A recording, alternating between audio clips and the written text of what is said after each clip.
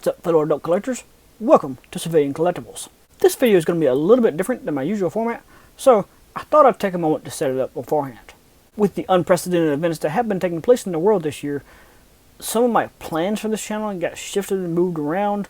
When the pandemic hit my state, my town just happened to be the first town in my state to experience the virus.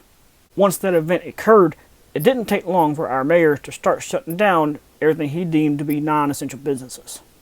Some of you probably already know that my primary source of income is working at one of the big box essential retail stores. To supplement that and pay for a lot of what this channel does, I'm also an Uber driver. Of course, with most of the town starting to be shut down, my Uber income diminished greatly, stopping a lot of what I had in mind for the channel at the time. Soon after the outbreak, there was a set of circumstances that led me to believe I might have come in contact with the virus.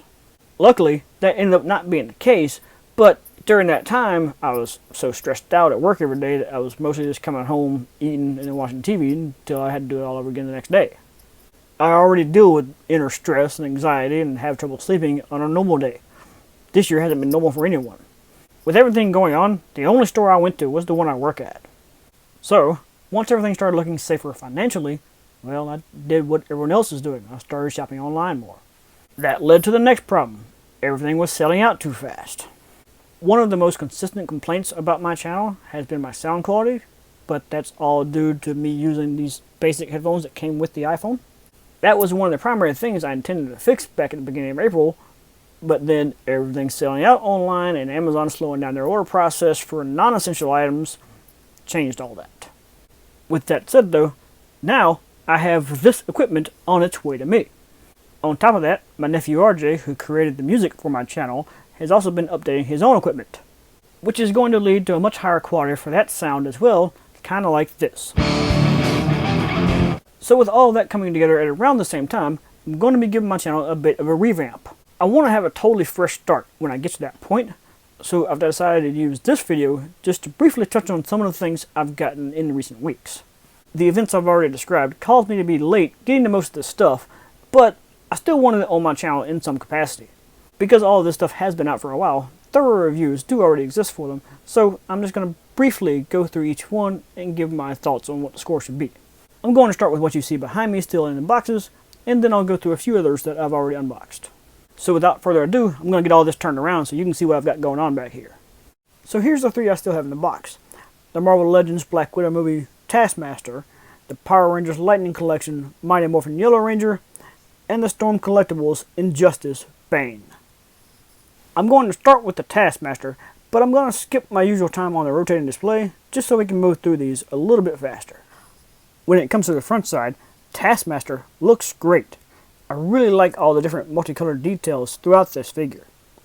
However, the backside doesn't quite have that same attention to detail. Granted, that might really be accurate to the costume in the movie, but I can't say for sure just because we haven't seen that much of him yet. In the Black Widow wave of figures, Taskmaster is the one that does not include a Build-A-Figure piece, so instead, he gets plenty more accessories than the usual characters. In total, he gets 2 extra pairs of hands, a sword, a shield, plus a bow and arrow. Taskmaster isn't the only figure from this wave I've gotten. In fact, as far as the movie figures are concerned, I have them all. On the left, you saw Yelena, and then here on the right, we have Red Guardian. The latter is made about as well as you'd expect for the Legends line, with all the right sculpt work and detail laid in as it should be. Yelena is made pretty well, but does have some problem areas. Number one being the articulation, as Hasbro tends to limit the articulation on the female characters.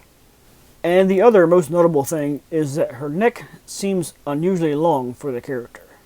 I do also have the new black costume version of Black Widow herself from the movie, but by the time I got ready to make this video, I'd already had her in my main display. This figure is very similar to the white costume version, and I've already done a full review of that, so if you want to learn more, just go check that video out.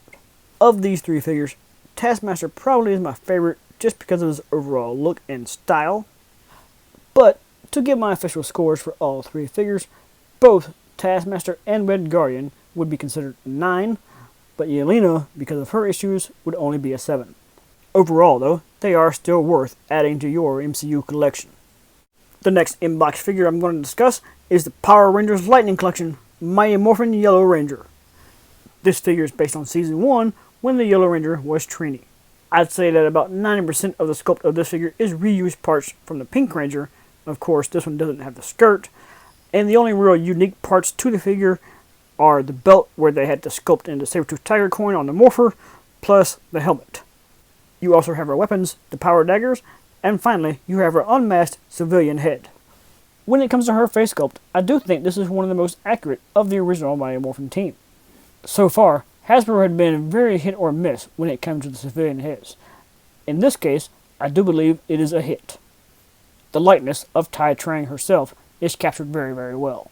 When it comes to the rest of her accessories, she does have the blade blaster that's common with all the other Mighty Morphin Rangers, and plus she has the little yellow spark effects that can go on the edge of her daggers, but they're older effects, just recolored, so they don't really fit all that well. Beyond just the Yellow Ranger, I do actually have the entire set of Wave 4 of the Lightning collection. On the left, I have the SPD Red Ranger, and on the right, I have the Zeo Blue Ranger. Finally, the most impressive figure of this wave to me is the cyber villain Blaze from Power Rangers Beast Morphers. Of the four, he has the most unique parts in the sculpt. His overall design actually makes him one of my favorite Lightning collection figures so far. The Blue Zeo Ranger also has a pretty good attention to detail as well, especially in the gold areas where the different symbols are sculpted in. Unfortunately, the lack of detail on the SPD Red Ranger does make it seem a little bit lacking, but that's really just how the costume was. So to go ahead and give these figures a final score for each one, I'll say that the Red and Blue Rangers both equal an 8. Unfortunately, the Yellow Ranger does have a few share of quality control issues with paint overlap, so she only gets a 7. But the Beast Morpher Cybervillain Blaze is the best of the bunch, and it does earn a full 10, making the entire wave still worth adding to your collection, especially if you are fans of these individual teams. And finally, the last one to break out of his plastic prison is Bane, from Storm Collectibles, based on DC's Injustice Gods Among Us video game. If you keep up with Storm Collectibles, or at least my videos about that brand, then you know that most of their figures are a bit larger than most other lines. This grants them the ability to have an attention to detail that is immaculate compared to some of these other companies. When I first started with Storm's Mortal Kombat line, they very quickly became my favorite brand. So for me, them now having a way to do DC figures just makes it all the more awesome. This Bane figure is an absolute great start for their take on the DC license. It's incredibly sculpted, incredibly detailed, incredibly articulated, and incredibly balanced. The one area where I will say that I feel like Bane is a bit lacking is accessories. Storm usually puts in quite a bit of accessories, but for Bane, he only got a couple of extra pairs of hands. However, in Storm's defense, Bane is massive. Standing in at just about 9.5 inches, Bane is now one of the largest figures I own. He certainly dwarfs most 6-inch and 1/12 scale figures, and even next to the larger McFarlane Toys lines, he's still huge. But, with Bane jacked up on all that venom, I do think that the size difference between Storm and McFarlane is pretty close to accurate for the characters.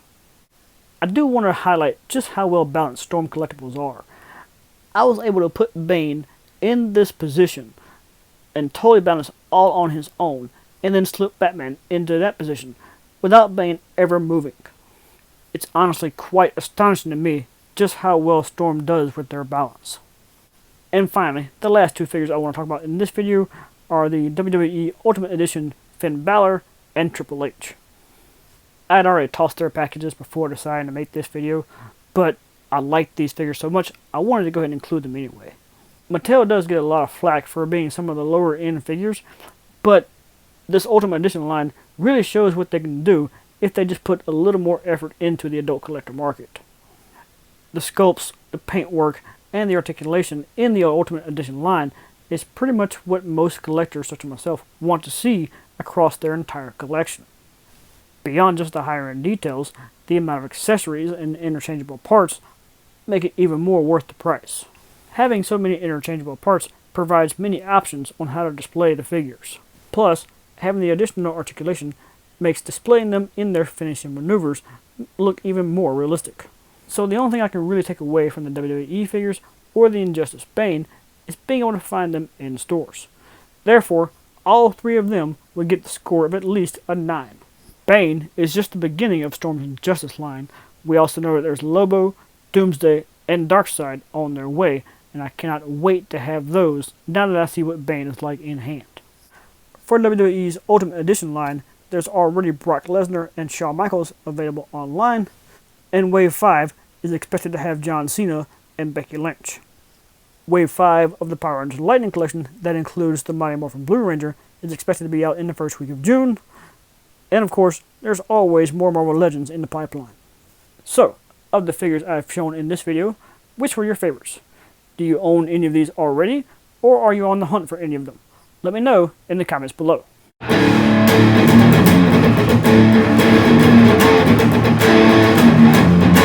Thank you guys for watching, and if you like this video, get over here! And subscribe to Civilian Collectibles.